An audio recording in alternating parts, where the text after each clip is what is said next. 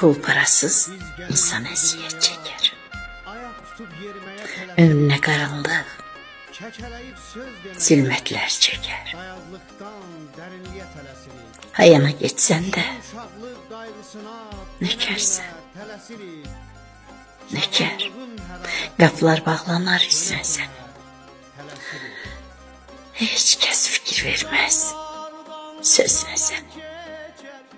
Her gün halın olar perişan, üzgün.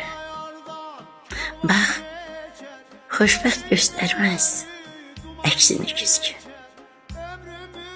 Düşünüp deyərsən, bu değil düzgün. Kövrəlib yaş dolar gözünə sən. Hiç kes fikir vermez sözüne sen. Qapında duymazsan kimsenin sesi. Fərqinə vararsan yaxşının, pisin. Ölər çılğın eşqin, çılğın həvəsin.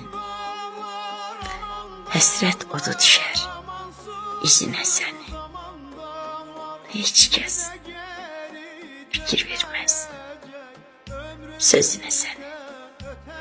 Üşüyər varlığın, donar yaddaşın. Görünmez gözüne bir yol yoldaşım. Akar gece gündüz, akar gözyaşın. İnanmaz bir kimse yüzüne seni. Akar gece gündüz, akar gözyaşın. İnanmaz bir kimse düzüne seni. Hiç kes fikir vermez sözüne seni. Okuduğum şiir Ruslar'a ait idi. Reallıklar, gerçeklikler, hayatın ağrıları, acıları hepsi olmuştu. İstesek de istemesek de bu belədir. Ona göre de bacardıkça mübarız olmak lazımdı.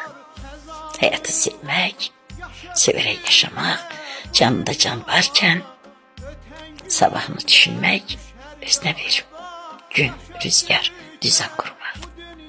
Bu kadar. Her birinizi Allah pənahında saklasın. Allah'a emanet olun. İnşallah. Görüşelim.